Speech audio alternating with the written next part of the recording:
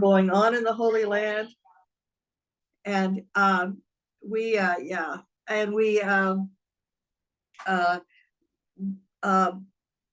in Jerusalem, we had a time when we went out into the close by areas, and we walked in to have dinner with Bedouins, the Bedouin community that are still doing practices like they've done for so many years.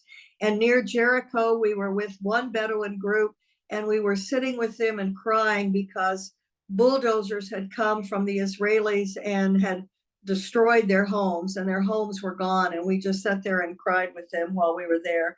And so as I watch all of the things that are happening in the Holy Land now, I remember our efforts and our trip and our work for peace with justice. And many of you may know that we also have ecumenical accompanists that continue to work with people in the Holy Land. We went to Cyprus and saw how the Turkish people had invaded Cyprus and divided the island, and the tragedies that are part of life there. We went to the tomb of Saint Barnabas and visited with a metropolitan Greek bishop who had grown up in that monastery but was removed from there when they took over and divided that country and that island. We also went to Armenia. The massacre in Armenia happened in 1915, and so 100 years later, in 2015, we went there and we prayed with the people there. My husband was with me on that trip, and every morning we had morning devotions in a little chapel that was built in the year 600, and it was so meaningful to be in this little chapel that had been there for so long. We also went to Hiroshima and Nagasaki. We went with member churches from 7 different countries, and from countries that either had nuclear weapons or were dependent on nuclear weapons. And we prayed for peace after 70 years since the bombing of Hiroshima and Nagasaki. That we came to North America to help us with our sin of racism. We went to Mother Emanuel Church in Charleston, South Carolina, and we went to Missouri where the shootings had happened there, and to Washington, D.C. and Chicago. So this is just a whole quick thing to tell you the kinds of things that we did in those 9 years, trying to visit places in the world where there is woundedness, but then also to celebrate the mission and ministry in those places in the world and to help people move forward in discipleship. So then we began planning for the next assembly, and we wanted it to be about an ecumenism of love. So it was so perfect the way Jean talked this morning in the devotions about our Christian calling, and what it means to be a Christian is to be a person in love. In 2018, Pope Francis visited us in Geneva as we celebrated our 70 years. We also had trips to Norway and Sweden and Finland, and we began to work on a theme of Christ's love, moving the world to reconciliation and unity.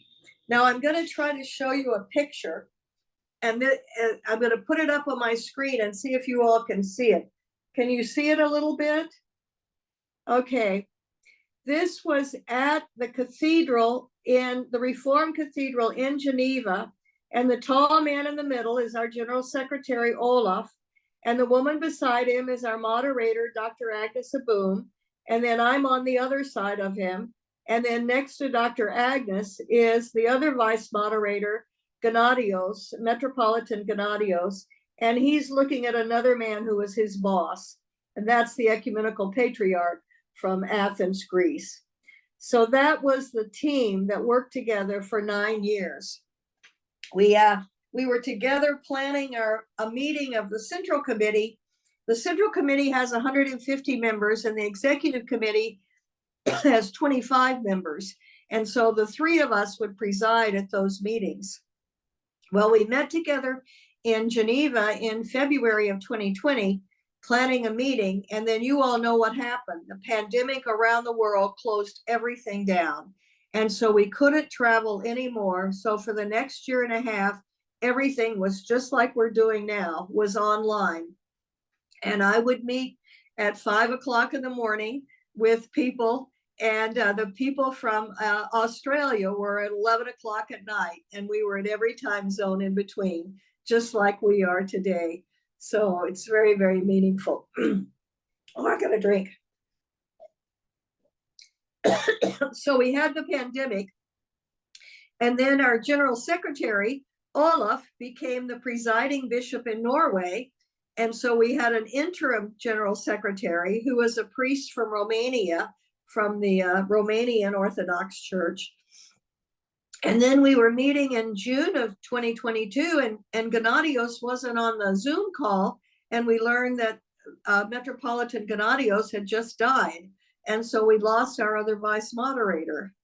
Well, we finally were able to have an all this time we were having a search committee for a new general secretary, but we couldn't elect a new general secretary until we could meet in person.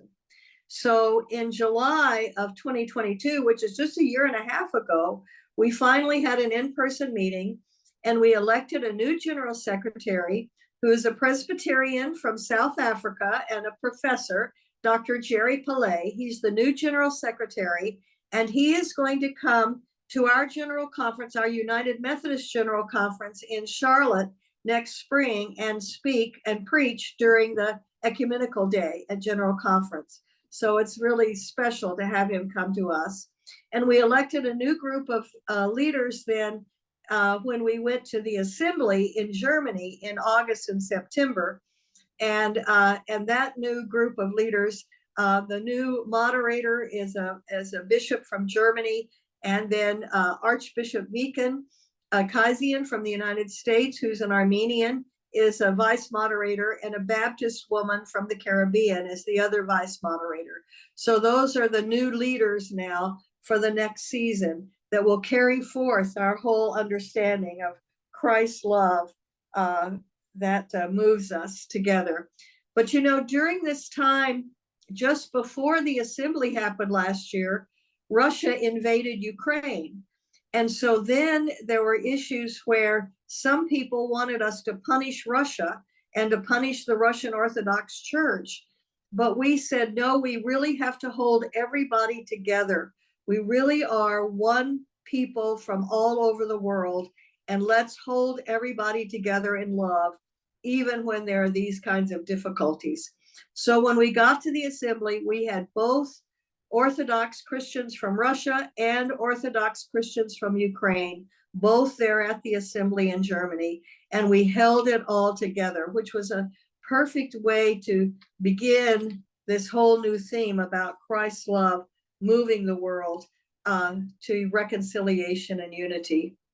So the final thing I think I want to just say about all of that, and then I'll be quiet, and Jean may want to talk some, and you all may want to ask questions and just have some conversation with me about it all.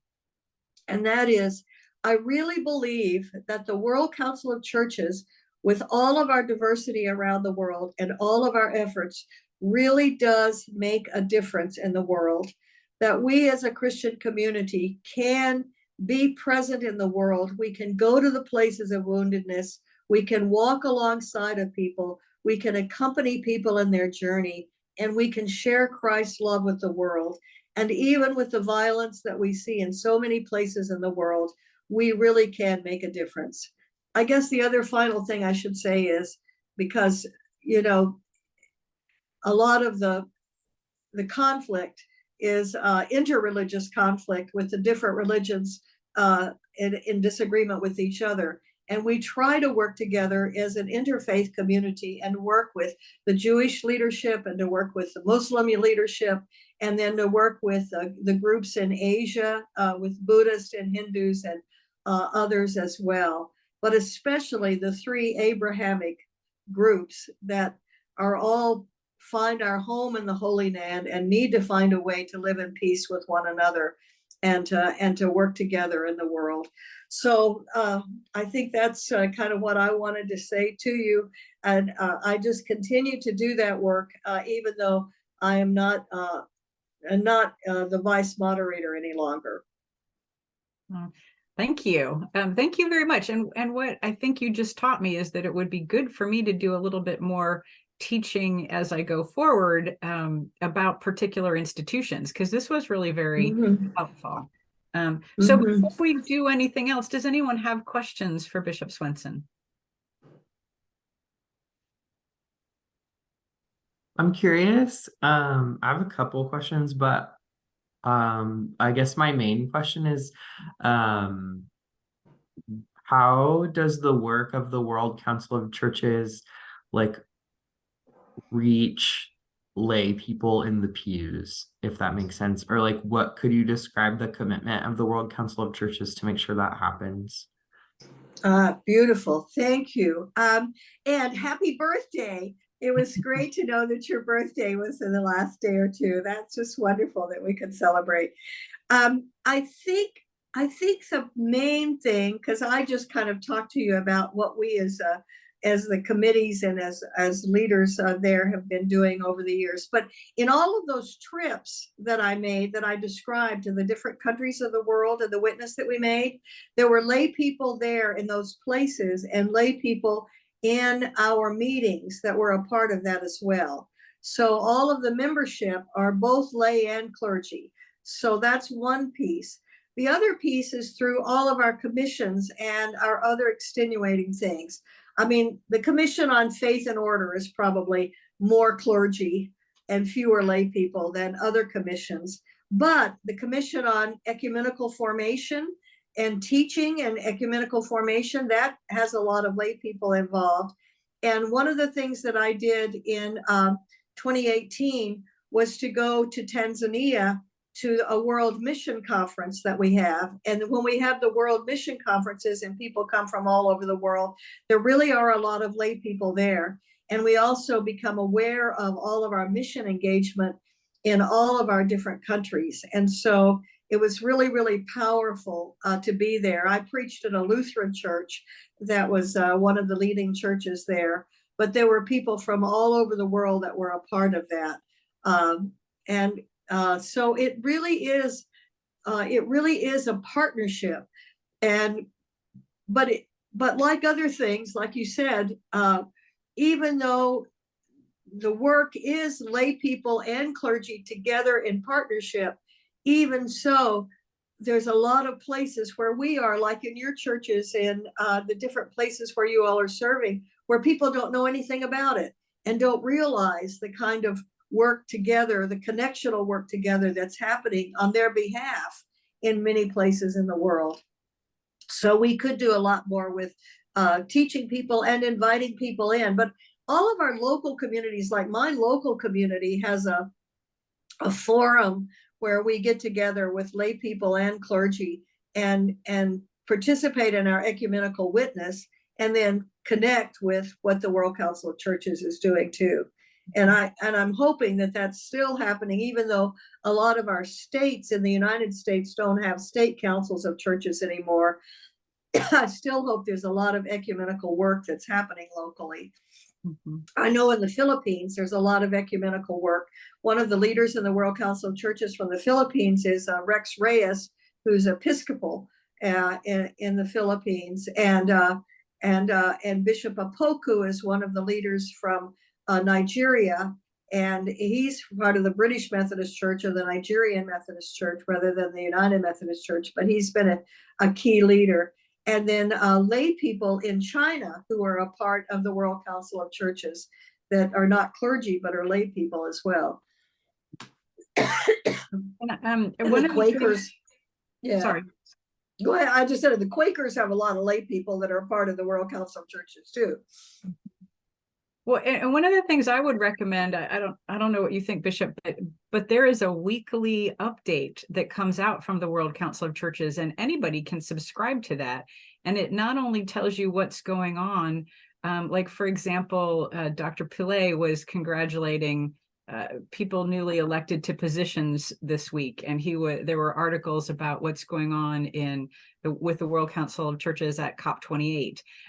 There's those kinds of articles, and also every week there's different countries to pray for, and it would be a wonderful thing if your church prayed for those countries every week, and because people all over the world are doing that. So that's kind of, in my mind, the best way to connect. And to do that, you just go to www.oikumene.org, I think, and just ask to subscribe. Yeah. Yeah, that's good. Yes, just do it follow it online, and then you can really see what's happening around the world all the time. Yeah. And, you know, the British Methodist Conference also used to, when I used to go, they would publish a book every year where they would pray for different countries and different people all throughout the year. And I would follow that. And even though I don't get them anymore, I still like to read the ones that I have and to follow the prayers in there. Other questions?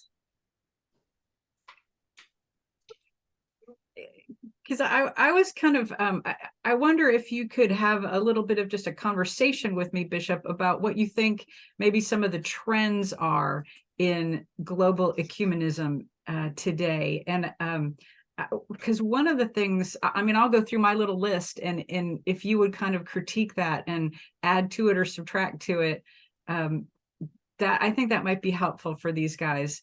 So what I see is engagement in global ecumenism by people who traditionally have not been involved. And by that, I mean conservative persons around the world, Christian scientists, a lot of engagement, both in the ecumenical movement and the interreligious movement, by people who are spiritual, not religious. So that's one of the trends. I see a growing divide, as we see in our country, in the United States and all over the world, a growing divide between ecumenists who label themselves as progressive and ecumenists who label themselves as more conservative. The conservative kind of group has something called the Consortium for Christian Unity, which is an online global community. The Global Wesleyan Alliance, things like that are growing. I see a movement toward bilateral dialogues instead of multilateral dialogues. I see a move toward training of a new generation of ecumenists.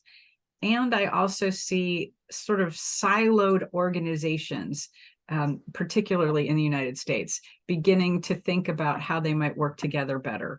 And in the United States, I would name the National Council of Churches and Christian Churches Together and CUIC, how they're beginning to think about how they might work together. So what do you think, Bishop? What other trends, or what do you think about those trends? Yeah, I totally agree with all of the ones that you have mentioned, and think about it. I was actually thinking about it more locally. And I think those of us that are a part of the network, you all can all be involved locally in ways where you're practicing and living your ecumenism more actively than we might first think. And for example, I regularly have lunch with a local rabbi. So I was happy to hear about the menorah story that you all are going to be doing in one of your places. And he and I were together on a board called Clergy and Laity United for Economic Justice. So we were people from different religious groups and non-religious groups, but spiritual, who wanted to work together for economic justice. And I went to one of those board meetings, and I needed a ride back to the train station to get home. And so a friend that was on the board, who was Muslim, gave me a ride back to the train station. And so when we got to talking, I found out that he was born in Amman, Jordan. And I was able to say I'd been in Amman, Jordan with our Christian gathering. And so ever since then, now, like once a month at least, he'll send me a Facebook message or a text message telling me that he's praying for me, and is there anything he can do to keep me and his that I need help with, that he can help with, that kind of thing. And I'll see him at other kinds of gatherings from time to time. And so we share this wonderful kind of relationship. And then when we get together with the Gibord Center with all of our different religious groups, the Sikhs always provide the food. And so we always eat because the Sikhs can help feed us, you know, and so we've learned to kind of share together in this way. So, and sometimes we'll have our meetings at the Buddhist temple, and I would never go to the Buddhist temple otherwise, but we have our meetings there. And so it's fascinating to realize that locally there you can just begin to build relationships and meet people and become friends one-to-one. And that's how we really begin to expand it ecumenically and with our different faith groups. And so we can live and love together in the world. And that's what God is calling us to do. That's what Jean started out sharing with us first thing today. Yeah, go ahead, Ryan. So, Bishop Swenson, one of the other hats that I wear is I'm our ecumenical officer for the annual conference. And so I do a lot of work with the Virginia Council of Churches, and we too are starting to see different groups wanting to engage.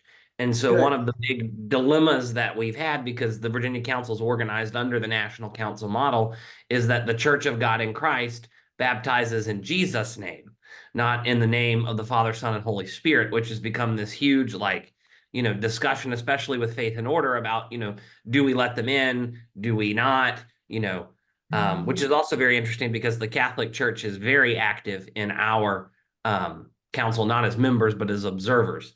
And so how do you as these new groups that, are clearly Christian, right, but don't meet these models that we've always used, how do the models that we always use have to be reevaluated, reexamined as we move forward into a new era of ecumenical engagement? Oh, thank you. That is such a good question. And so right on target to what we're living with. I know that in Southern California, we actually changed our name from what it used to be, the Southern California Council of Churches, to a Southern California Christian Forum. And the idea around that was to be able to open up and to embrace more than we could embrace otherwise. Because of exactly what you're talking about. And this way we can embrace broadly, and we can be a forum, and we can engage with one another without having to be more locked in terms of our clear theological piece. And then in the Gibord Center, which is a whole multi-faith group, we call it Religion Inside Out. And it used to be affirming the holy in every group, but now they're even a little nervous about that. So they talk about affirming that every group is spiritual, and affirming what is the faith of every group, realizing that, how to even find the words when our religions are so different, and yet we are one body of people living together on the planet. And we have to figure out, especially like with climate crisis and with, so much that's the violence and the crisis and the whole planet, we have to find a way to really work together. So we're trying to expand in that group as well. So I think as much as you can encourage people to be open and to find an avenue or a pathway for openness and for welcoming, that's the thing, in the World Council of Churches, some of those groups don't ordain women, and don't have women in leadership, and yet they can continue to be in relationship with those of us that do. And some of the religious groups are very conservative about gay and lesbian people and don't want to recognize the LGBTQ community. And yet we have people that are leaders there and lay people in leadership there who are a part of that community and participate well in the World Council of Churches. But I do confess to you that every time the World Council of Churches meet, the Orthodox people cannot talk about sex. They just, if you say anything about sexuality, they just cannot talk about it. So that's a struggle, and we also have the struggle about the Eucharist and Holy Communion. We can't really take Holy Communion together, and we want to, and yet, some of them just think that those of us in the Reformed tradition or those of us in an Anglican tradition, are prodigal children and need to come home to the true way. So we wrestle with that, but we keep finding a way to work together for the good of life in the world. I love that answer. And so it kind of, it sounds like, and it was a great question, Ryan. That if they're working toward a goal, i.e. justice in the area, then it might be a little bit easier, unless you come up with the same idea that you just shared, Bishop, about making it be a forum and not a council. I think that's a good idea. Because I think this is this trend will continue to grow, with only 38% of people claiming any, I don't know the statistic, but I think I read that. Any religious affiliation. Yeah. Other questions?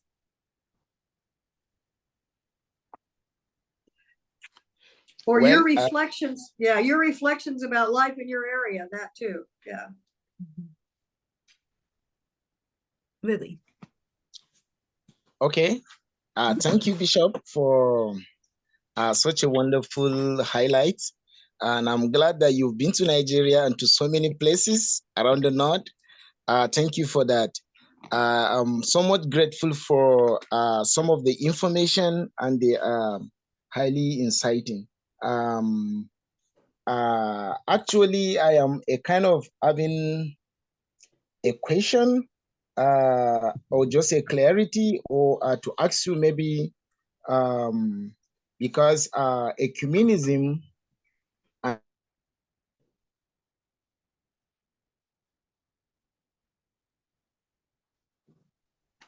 Oh no, April. Okay, pick it up again. We lost you for a minute. Okay, can you hear me now? Good. I am trying to ask about what, in your experiences working with different groups of people, diverse communities, what do you find most challenging in dialogue? Is it within Christian community or the interreligious that is so challenging to have a dialogue with? I don't know if you got me right. Yeah. Well, let me think. I want to think about Nigeria in particular, because one of my dear friends from Nigeria, who's a professor now at a Christian university in Canada, wrote a book on peacemaking, and he really talked particularly about Christian and Muslim dialogue, and that's the real challenge, I know, in particular in Nigeria. But I can also remember that there were times when I went to Nigeria, and the ecumenical leadership from the Church of England or from the Presbyterian Church that were kind of in charge at the time in the Nigerian Council of Churches said to us, they kind of fussed at us, and they said, you Methodists are fighting among yourselves, and you're not doing a good job while you're fighting among yourselves, and you need to come to peace among yourselves, and so you can be a better witness in the ecumenical community. And that was really, we took it to heart, and it was challenging. But my friend that wrote the book on peacemaking really tried to have a way to find peace. And I know Nigeria tries to do it by one time electing a Christian leader, and then another time electing a Muslim leader, and thereby, having the country stay at peace. But you've got both challenges in your country, as we do in each of our countries right now, with all of the different religious groups. It's a little different in Asia, because you've got more of the Eastern religions in Asia. But I can remember being in Nigeria and eating at Chinese restaurants. So I know you had a lot of people coming from Asia to live in Nigeria as well. And I don't know if that meant you have some Buddhists that are living there as well too. But so you've got an interesting kind of interreligious dynamic going on, as well as our Christian effort. But we need to do both all the time. We need to find a way to work with our Christian brothers and sisters, and to open our minds to Christian groups that are different. But then we need to find a way to stay at work and stay in dialogue with the people of the different religions as well. We got to do both.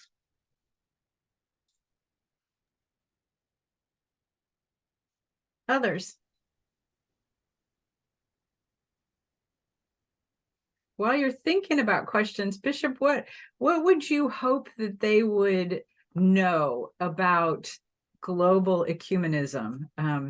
They know a little bit of the history of the World Council of Churches. I think they know the difference between life and works and faith and order.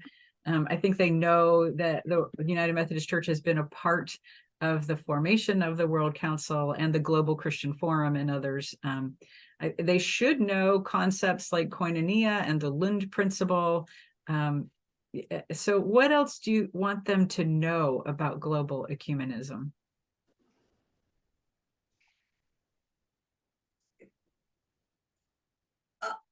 I just really feel like right now, you know, the globe is in all of our neighborhoods. It's not like we go anywhere. It's like the world has come to us in every single place where we live. In each of our countries, in each of our schools, and even in the towns where we're serving in churches. There are people from all over the world who are there, and people who have such different and diverse life experiences who are there. And so I think living what you shared in your opening devotion with us, living our love and witnessing our love and acting out in our love is what we are so called to do, and to try to find ways to share love with people that are really different from us. And that's the hard part. It's easier to stay talking to people that agree with us or people that are our friends. And it's hard to engage with people that are really different from us. And yet, our Methodist, our Wesleyan way is to say, we may not all think alike, but we can love alike. And we can find a way to think on things that are, not so essential, but love is essential, and we must find a way to love alike. And so that's how we can live out of our Wesleyan, our Methodist ethos, even in a world that has people of all kinds of Christian backgrounds and all kinds of different religious backgrounds and no religion at all. And I think if we live that way, that people will be drawn towards us and want to be in relationship with us. And it really is about relationship, and how we are in relationship with one another. And you talked about the fact that we're all connected, and the interconnections and the connectionalism. And so that's just what we've got to try to do. Yeah, I totally agree that it's all about relationship. And I remember Michael Kinnaman, who he was on Faith and Order for a while for the World Council of Churches, and also the head of the National Council of Churches in the U.S. He used to say that the golden rule for ecumenism is to seek to understand others as you wish to be understood yourself. Yeah. Yeah. Another question.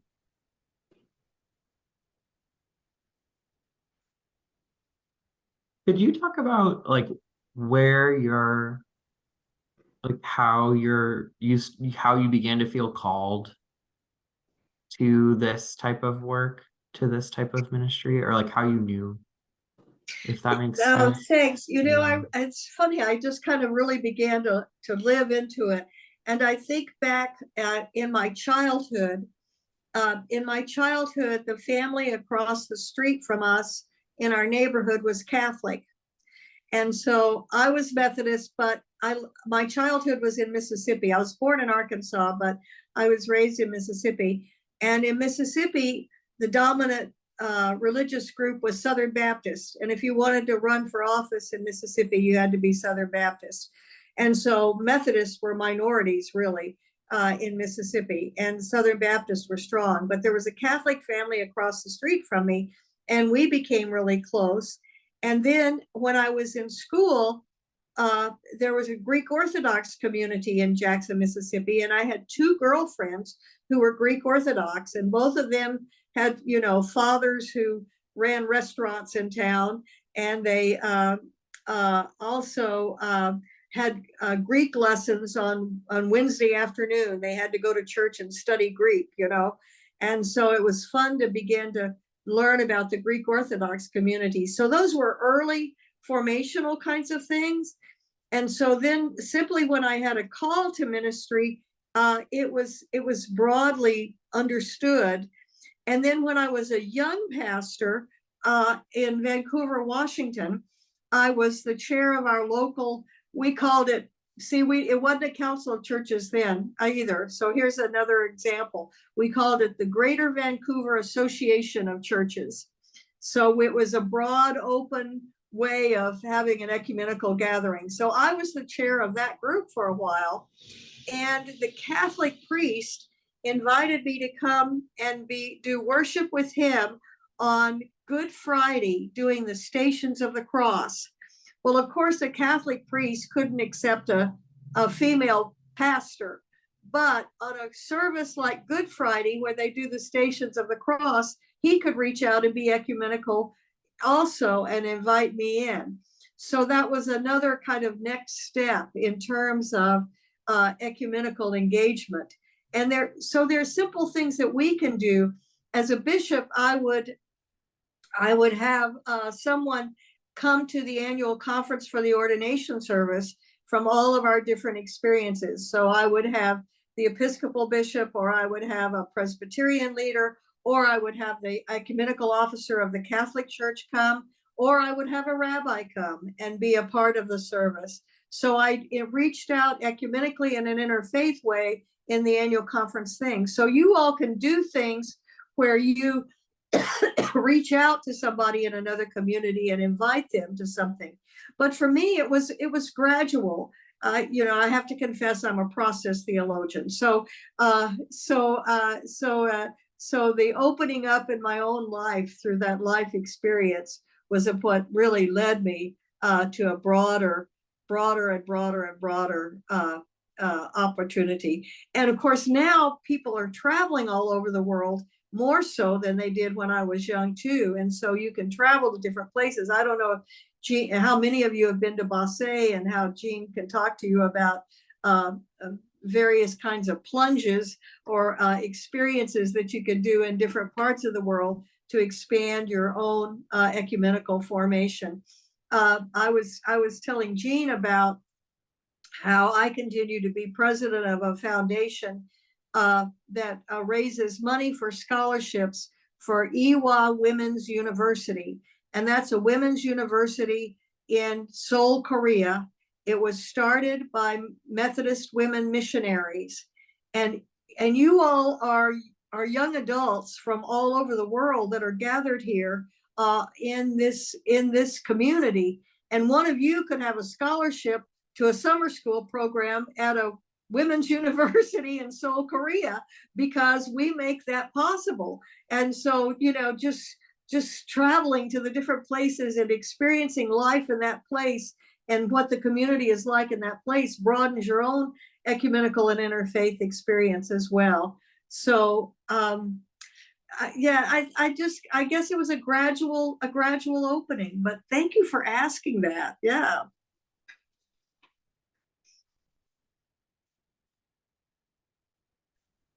So as we also think about the future of ecumenism, and we think about our current place in the life of our own church, in the United Methodist Church, how do we move forward to a place where we're engaging our brothers and sisters, down the road who have chosen to leave?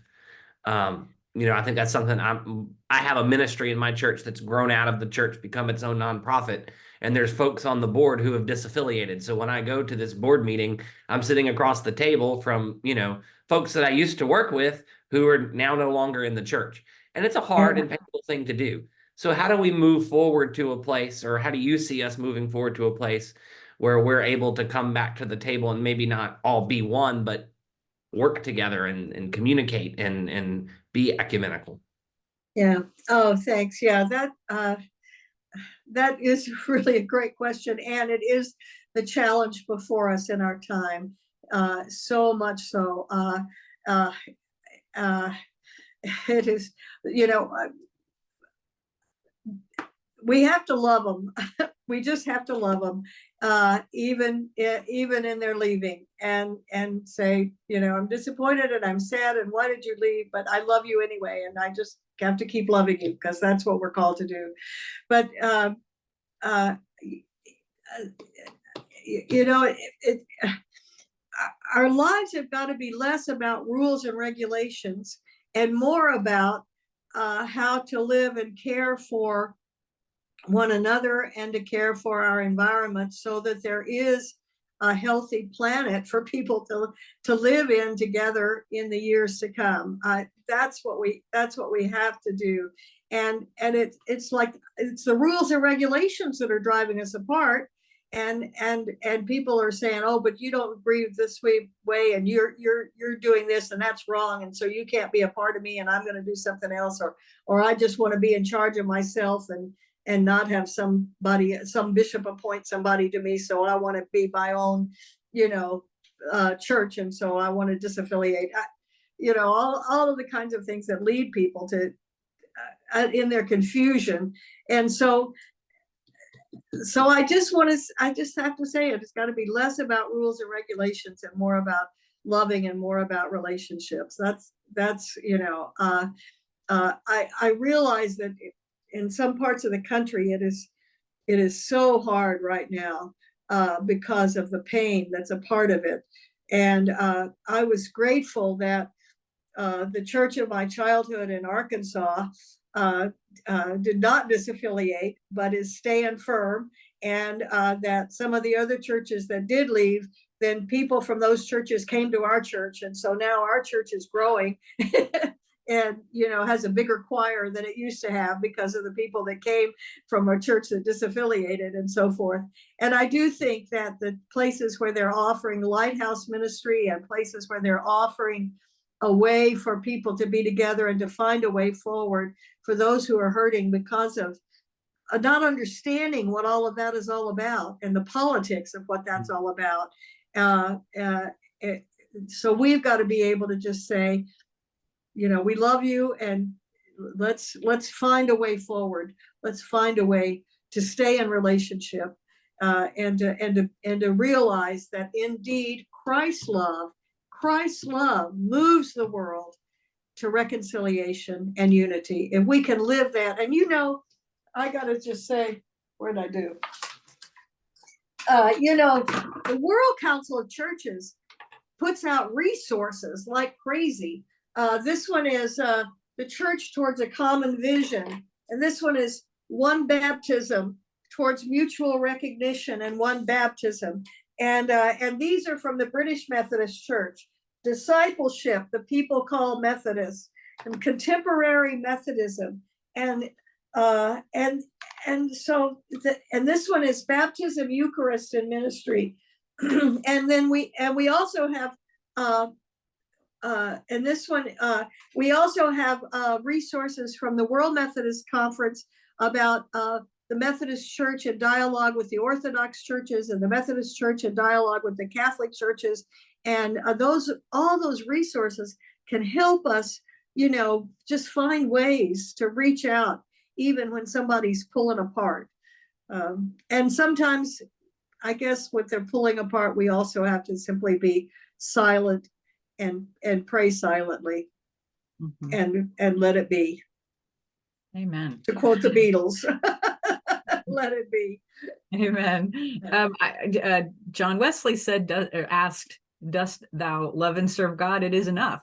I give thee the right hand of fellowship. And that's, you know, that's our founder, and that's on what we stand.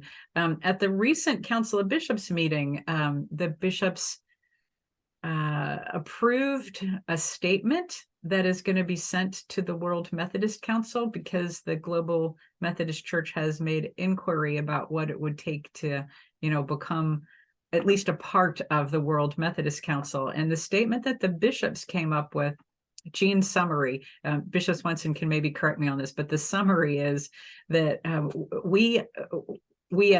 they as bishops would welcome any Christian group, any Methodist group, Wesleyan group to the World Methodist Council, provided that they recognize other churches as valid expressions of the Church of Jesus Christ, and recognize each other's theologies as valid expressions of the Church of Jesus Christ. So it was written in a positive way. And So it's really all about mutual recognition. That's Right. the thing. We're open to recognize someone else, but someone else has to be open to recognize us.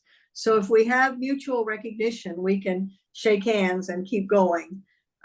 Without it, it's a struggle. exactly. I think too, part of the thing that's important is thinking about not just the people today. And I know, Ryan, that's like not your example. Like you're sitting at the table with people today, and I am in a position in my context where I can relate to people who've disaffiliated more neutrally. But I think about their kids a lot. I think about the kids in their churches. And that is why I hope, like I wrote a paper about it for seminary. Like I hope that we do continue to like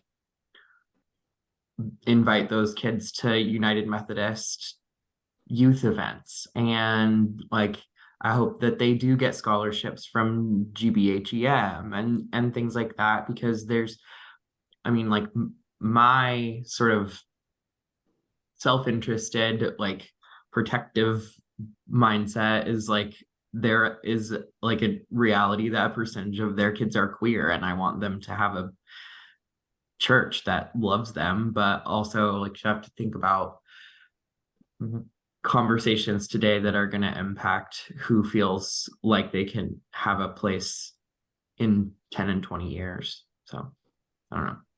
That's what that made me think of. Oh, yeah. Oh, thank you. That's so beautiful. And that's exactly right. Just our reaching out to the next generation and saying, we love you. We welcome you. You are welcome here. There is a place for you. You can be who you are and be here. You don't have to subscribe to anything, more particular than to really be who you are.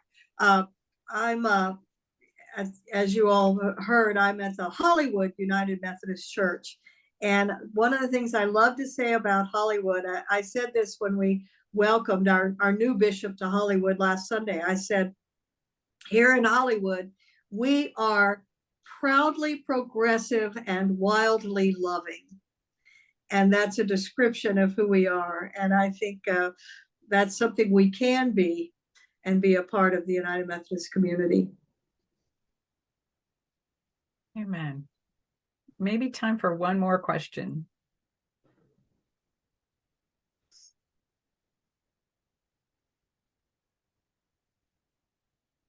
Okay.